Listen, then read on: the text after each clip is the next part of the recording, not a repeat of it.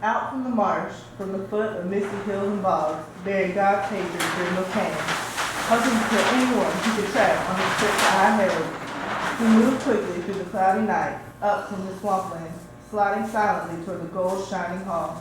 Never before nor after that night had he found High Herod defended so firmly, his reception so harsh. He journeyed, forever joyless, straight to the door that snapped it open, tore his and rushed angrily over the threshold. He strode quickly across the inland floor, snarling and fierce. His eyes gleamed in the darkness, burned with a gruesome light. Then he stopped, seeing the hall crowded with sleeping warriors, and his heart laughed. He relished the sight, intended to tear the life from these bodies by morning. The monster's mind was hot with the thought of food and the feasting his belly would soon know.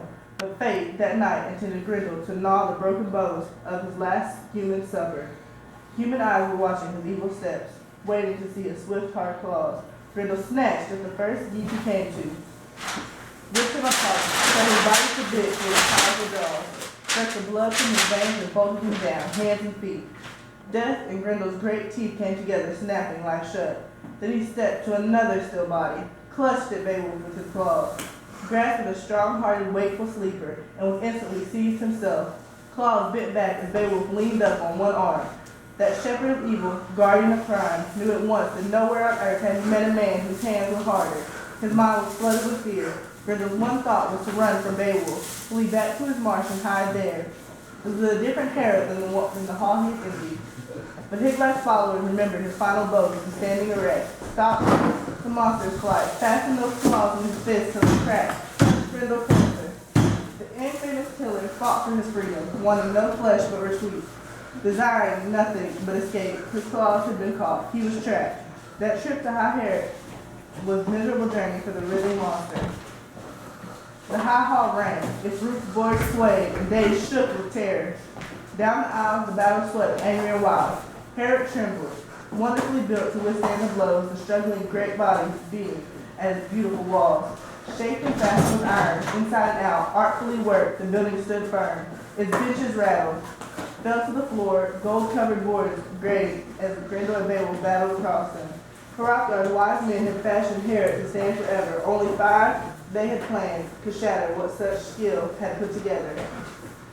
Swallow in hot flames such splendor of ivory and iron and wood. Suddenly the sounds changed. The Danes started in new terror, cowering in their beds, and the terrible screams of the almighty enemy sang in the darkness.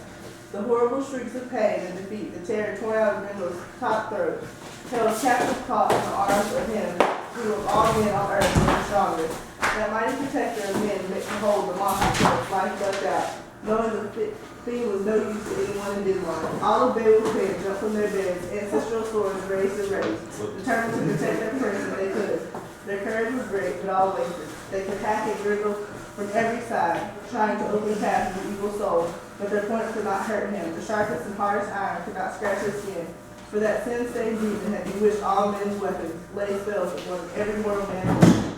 And yet his time had come, his days were over, his death near. Down to hell he would go, swept groaning and helpless to the waiting hands of still worse fiends. Now he discovered, once the afflicter of men, tormentor of their days, what it meant to feud with Almighty God. Grendel saw that his strength was deserting him, his claws bound fast, Higlac's brave follower tearing in his hands. The monster's hatred rose higher, but his power had gone. He twisted in pain, and the bleeding sinews deep in his shoulders snapped. Muscle and bone split and broke. The battle was over.